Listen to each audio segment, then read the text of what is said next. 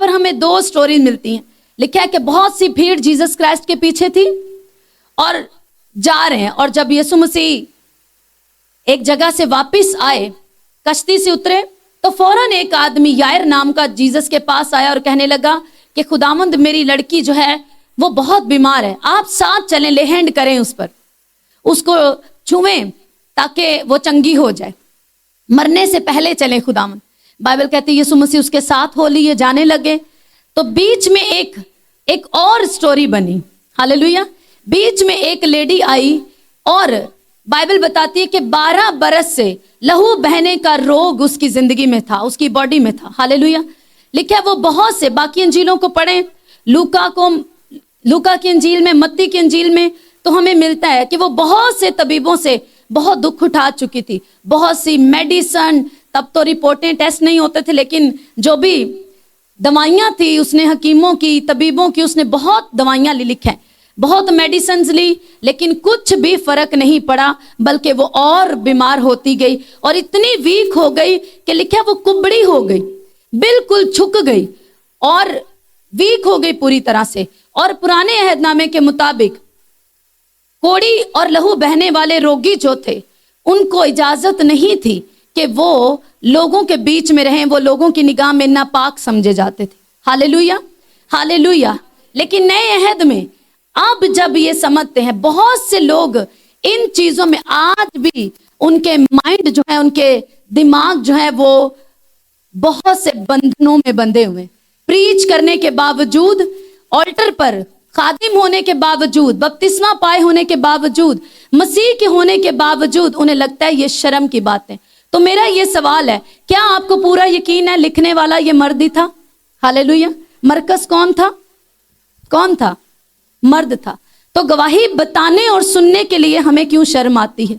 शैतान ने लोगों को बंधनों में रखा है, और जब भी किसी की इस तरह की टेस्टमनी किसी बहन की बने कि मुझे लहू का रोग था, मैं इस प्रॉब्लम में थी, वो गवाही नहीं देती कि शर्म आती है। शर्म की बात तब है जब आप इस रोग में हैं और शैतान आपको बांध के रखता है। तो मैं इसीलिए कहती हूँ, क्या ये लिखने वाला मर्द नहीं था? उसने शर्म नहीं की, उसने इसको लिखा, क्योंकि ये लिखा जाना इसलिए जरूरी था ताकि पूरी दुनिया तक ये गवाही जाए कि यीशु मसीह ने इस शर्मिंदगी को मिटा दिया, औरत के ऊपर से ये शर्मिंदगी को खत्म कर दिया। अब वो मुझे छू सकती है, वो मेरे पास आ सकती है, मेरे घर में आ सकती। हालेलुया। उसने सबसे, लोग कहते हैं गैर कौमों से चीजें अडॉप्ट कर ली कि हम जो है गैर कौमों के जो मजहबी मकामात हैं वहां नहीं जाती। बहनें कहती हम वहां नहीं जाती, उनको कॉपी करते हैं जी, वो उन दिनों रोजे नहीं रखती बहनें, हालेलुया, अपने पीरियड्स के दिनों में रोजे नहीं रखती, मुकद्दस किताबों को नहीं छूती। तो मसीही बहनों ने, हमारी कौम की बेटियों ने चीजें अडॉप्ट कर ली, GSC भी नहीं जाना, चर्च नहीं जाना, इशाए रुबानी नहीं लेनी। सबसे होली, पाक पवित्र, जिसे कदूस कदूस कदूस लाखों करोड़ों फरिश्ते 2400 घंटे पुकारते रहते कि वो पवित्र पवित्र पवित्र सेनाओं का यहोवा है, उसको आके छूती है और चंगी हो जाती है। हालेलुया। उससे पाक कौन है? बाइबल कहते वो ऐसा पाक और पाकीज़गी का सोता है कि कोई जब अगर वो हम पर अनुग्रह ना करता, फजल ना करता, हम उसके पास नहीं आ सकते थे। Hallelujah, hallelujah. उसने छू कर, उसने उसको जाकर छू लिया और जीसस क्राइस्ट ने अलाउ किया। आप क्या समझते हैं, क्या वो जानता नहीं था कि क्या हो रहा है? हालेलुया। उसने खुद जानबूझकर पूछा। अगर ये इतने शर्म की बात होती और इसको इतना ढक के रखना होता तो चुपचाप यीशु मसीह वो खुदा है जो हमारे पर्दे नहीं उठाता। आज भी अगर आपकी गुनाह में, जिंदगी में पाप हो तो कहते मैंने तेरे गुनाहों को, जब तूने मेरे आगे माफी मांगी, मैंने उन्हें पुश्त पीछे फेंक दिया, मैं उन्हें कभी याद नहीं करता, ताकि अब तुझे कोई पापी के रूप में ना देखे, मेरा पाक किया हुआ, मेरा लहू से धोए हुए रूप में देखे। हालेलुया। तो वो ऐसा खुदा नहीं जो हमारे पापों को सरेआम दिखाए और हमें शर्मिंदा करे। लेकिन इस औरत को क्यों यीशु मसीह चाहते थे और क्यों पॉइंट आउट किया कि वो कौन है जिसने ऐसा काम किया? तो लिखा है वो इस बात को जानी और जब कहा कि पता तो लग गया तो वो सामने आई। क्यों जीसस क्राइस्ट ने ऐसा पूछा और उसको सामने आने के लिए क्या सवाल किया कि वो कौन है? ताकि पूरी दुनिया जान जाए कि मैंने पूरी तरह से अब तुम जिंदगी की शरीयत के ताबे हो, ना कि पुरानी शरीयत के। हालेलुया। उसने कहा मैंने शरीयत को पूरा कर दिया है, अब मैं जिंदगी के रूह की शरीयत के तुम्हें ताबे करता हूं, तुम अनुग्रह फजल के ताबे हो। हालेलुया। और उसे कहा कि जा अब इस बीमारी से बची रह, ए बेटी जा, तेरे ईमान ने तुझे चंगा किया। हालेलुया। तो इस चैप्टर में हम ये सीखते हैं, हम बाय फेथ जीसस क्राइस्ट से हीलिंग पावर को खींचते हैं। यीशु मसीह ने कहा हीलिंग पावर मेरे अंदर से निकली है। जीसस क्राइस्ट के अंदर से हीलिंग पावर निकली और जाके उसकी बीमारी वाली जगह, जरूरी नहीं कि मेरे इधर दर्द है यहां पे टच करो, उसने सिर्फ लिखा है वो कहती थी फेथ के साथ, सिर्फ मैं उसकी पोशाक का किनारा ही छू लूंगी। हालेलुया। मैं क्या कर लूंगी? उसकी पोशाक का किनारा ही छू लूंगी तो क्या हो जाऊंगी? अच्छी हो जाऊंगी, मैं चंगी हो जाऊंगी। ये उसका फेथ था।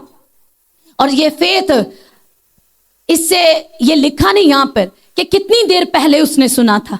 लिखा उसने सुना कि यीशु रोगियों को चंगा करता है, वो बीमारों को चंगा करता है, उसने ऐसा सुन रखा था।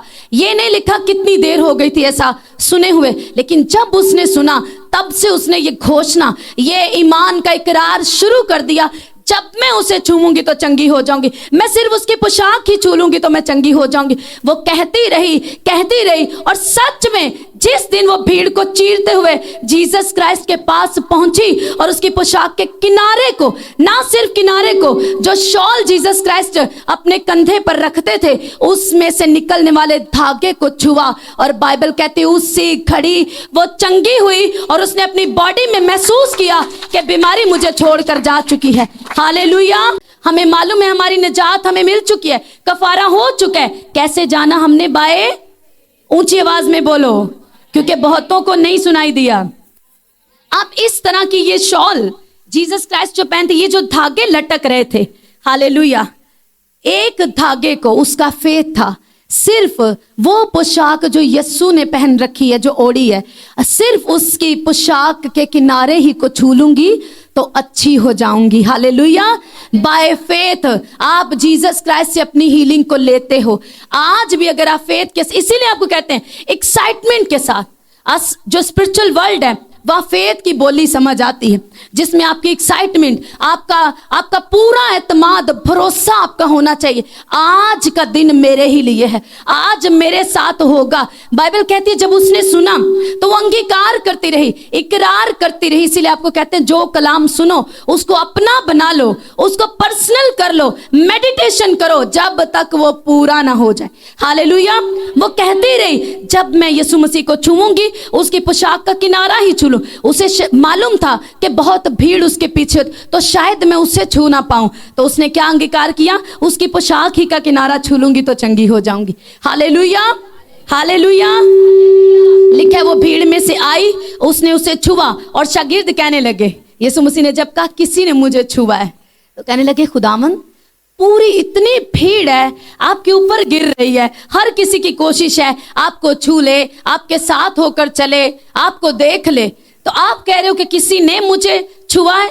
जीसस क्राइस्ट ने कहा हर किसी के छूने में फर्क है, भीड़ मुझ पर गिरी पड़ती है लेकिन किसी ने बाय फेथ, बोलो बाय फेथ, किसी ने मुझे ईमान से छुआ है। इसीलिए बाइबल कहती है बिना ईमान के उसको पसंद आना, उससे कुछ रिसीव करना इम्पॉसिबल है। हालेलुया।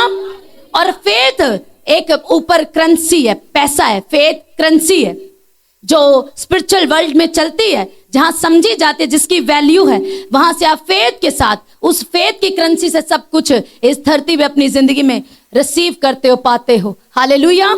हालेलुया। यीशु मसीह ने कहा किसी ने उस करेंसी, किसी के पास वो करेंसी है, किसी के पास वो फेथ है जिससे उसने मुझे छुआ है। लिखा इंस्टेंटली जीसस क्राइस्ट में से हीलिंग पावर निकली और जाके उसकी बीमारी को हिट किया, उसको छुआ, और लिखा उसी वक्त उसने अपनी बॉडी में मालूम कर लिया कि मैं चंगी हो गई हूं। हालेलुया। सब बोलो हालेलुया। डरती कांपती हुई आगे आई और लिखा खुद ऐसा जीसस क्राइस्ट ने किया। वो आगे आई तो उसे कहा कि ये दिखाने के लिए कि अब आइंदा के लिए इसकी शर्मिंदगी मैंने मिटा दी है। हालेलुया। उसे पब्लिकली अनाउंस किया, उसे ब्लेस किया, उसके ऊपर घोषणा की, डिक्लेयर किया कि तूने इस पावर को, तूने अपनी हीलिंग को फेथ से पाया है, अब जा और इस बीमारी से क्या कर, बची रह। ये तो एक बात हो गई। अब इतनी देर में क्या हुआ कि यायर ने अपने घर से नौकर भेजे, जाओ जीसस को बोलो जल्दी आ जाओ। हालेलुया। अब क्या हुआ, जब वो आ रहे थे और सर्वेंट जो है क्या कहने लगे उसको कि तेरी बेटी, अभी वो पास ही थे, यार यीशु मसीह के पास है, और घर से नौकर आ गए, घर से मैसेज आया, जाओ जीसस को बोलो जल्दी आ जाए, क्योंकि लड़की की तबीयत और खराब होने लगी। जब वो बिल्कुल डेड हो गई, मर गई, और वो गए, घर से भेजे गए और जाके कहने लगे उसको आजा यार आजा। मास्टर अपने आका को कहने लगे आप आ जाए, लड़की मर गई, अब उस्ताद को तकलीफ ना दे। उसे लगा, इसीलिए क्योंकि उसको लगता था कि यीशु मसीह सिर्फ बीमारों को चंगा करता है, इसीलिए ऊपर लिखा है मेरी लड़की के मरने से पहले चल। हालेलुया। उसने सिर्फ जीसस को हील करते देखा था, मुर्दों को जिंदा करते नहीं देखा था। तो उसने कहा इसलिए मेरी लड़की के मरने से पहले जीसस मेरे साथ चलो, कहीं वो मर ना जाए। और जब वो मर गई तो घर से मैसेज आया कि आ जाओ। अब उस्ताद को वो हील कर सकता था, लेकिन अब हीलिंग वाली तो बात रह नहीं गई, लड़की मर गई है, तो आ जाओ, अब उसे परेशान ना करो। वहां पर एक बात लिखी है, लिखा है जो बात वो कह रहे थे इस पर यीशु ने तवज्जो ना करके, क्या ना करके, अपने कान नहीं लगाए जो वो कह रहे थे। कौन कह रहे थे? लोग कह रहे थे, वालिदैन कह रहे थे, जो हालात कह रहे थे, जो सिचुएशन कह रही थी, उस पर यीशु ने तवज्जो ना करके, इंग्लिश में लिखा है जीसस ने रिप्लाई ना किया उनके कमेंट्स का। हालेलुया। लोग कमेंट्स करते हैं। किसी ने एक मैसेज, एक सरमन मैंने जीसस क्राइस्ट पे प्रीच किया कि यीशु मसीह खुदा है, तो किसी के कमेंट्स मैं नहीं देखती, क्योंकि ये सारा काम मैं नहीं देखती हूँ। तो मैंने एक दिन जो है उसको देखा और किसी ने गैर कौम से मैसेज, उसके नीचे एक कमेंट्स किया हुआ था कि आपको नॉलेज की जरूरत है, खुदा यीशु मसीह नहीं है, खुदा तो जो भी उनका, उसने नाम लिख के बोला खुदा तो वो है। हालेलुया। हालेलुया। तो इसका मतलब ये नहीं कि हम कमेंट्स से डर जाएं। अगर कोई बुरे कमेंट्स करे, कोई कुछ भी बोले, किसी ने इसी तरह के एक सामर्थ्य वचन के नीचे लिखा था कि नॉलेज की कमी, तो इसका मतलब हम कमेंट से डर जाएं और सच्चाई को प्रीच ना करें। हालेलुया। लिखा है Jesus did not reply there comments, Jesus ने उनके कमेंट्स का कोई रिप्लाई नहीं किया और अपने बाप की मर्जी को, अपने काम पर लगा रहा, अपने काम को करता रहा। हालेलुया। हालेलुया। लिखा है जो बात वो कह रहे थे, जो हालात कह रहे थे, जो सिचुएशन कह रही थी, जो सेंसेस कह रही थी, आंखें जो देख रही थी, वही जुबान कह रही थी, क्योंकि 5 सेंसेस मिलके काम करते हैं। आंखें देख रही और जुबान कह रही थी कि लड़की मर गई है। फैक्ट ये था कि लड़की मर चुकी थी, लेकिन ट्रूथ जो है वो उससे बड़ा है। एक है फैक्ट कि नजर आ रहा है लड़की मर, एक है सच्चाई। हालेलुया। यीशु मसीह ने कहा जो कोई मुझ पर ईमान लाएगा, मर भी जाए तो भी जिंदा रहेगा। अब बड़ी सच्चाई यह है कि हम मर भी जाएं तो भी जिंदा रहेंगे, और फैक्ट क्या है कि हर एक को एक दिन मरना है। हालेलुया।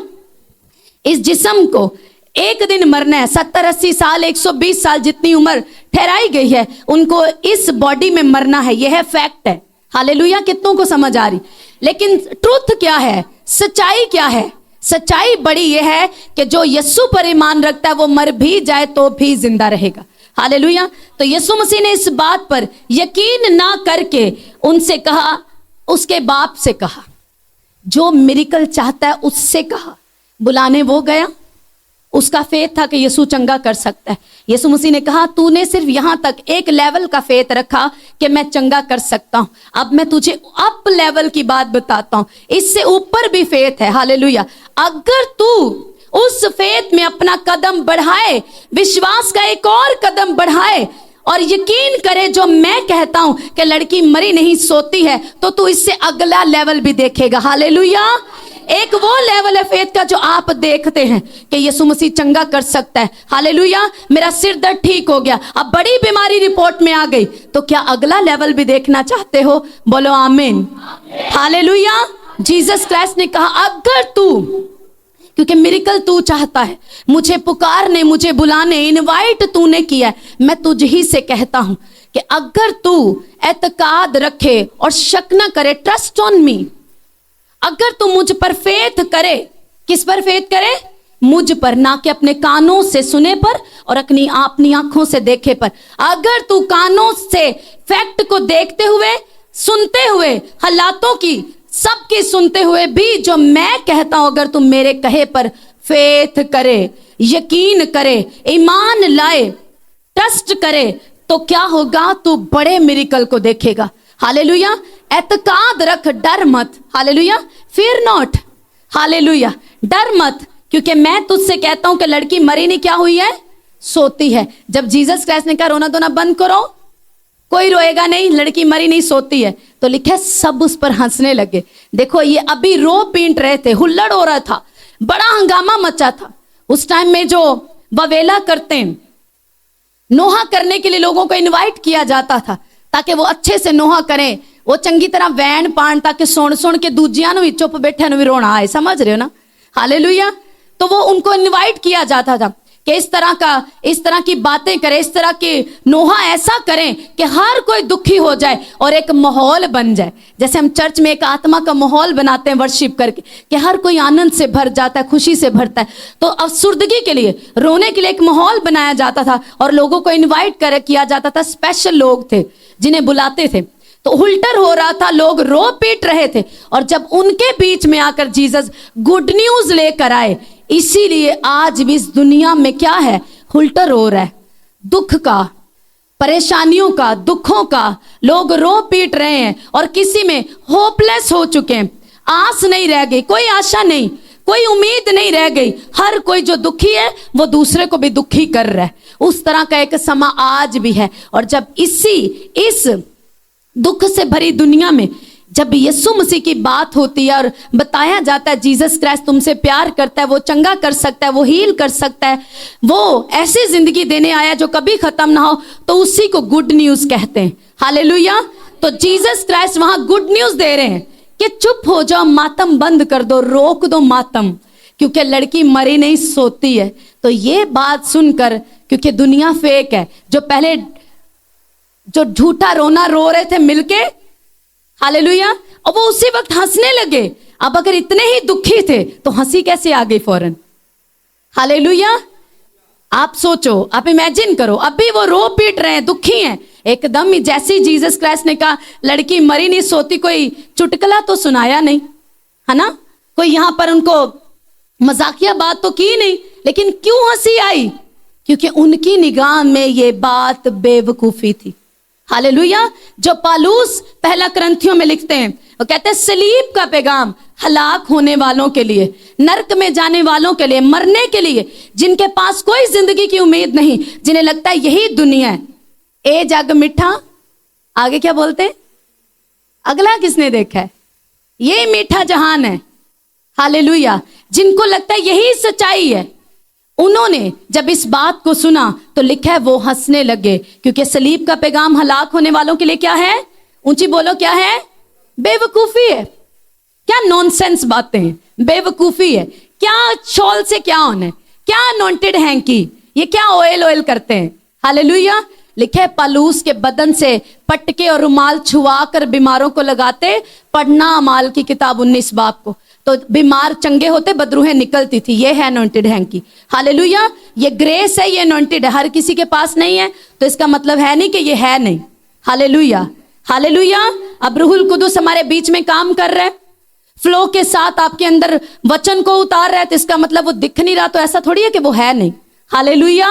अगर आप फेथ करें, यीशु मसीह पर ईमान लाएं, तो आप वो देखेंगे जो इंसानी समझ और अक्ल से परे की बातें, और उसको रियल करने के लिए अपनी जिंदगी में आपको लिखे कलाम पर गौर करना पड़ता है और उन जिंदगी उनसे लोगों से डिस्कनेक्ट होना पड़ता है कुछ टाइम के लिए। बाद में वो आपकी गवाही जरूर सुनते हैं, हालेलुया। बाद में जाओ गवाही जरूर बताओ, लेकिन कुछ टाइम के लिए, ताकि आप सुने ना। क्योंकि ईमान, बाइबल कहती है सुनने से।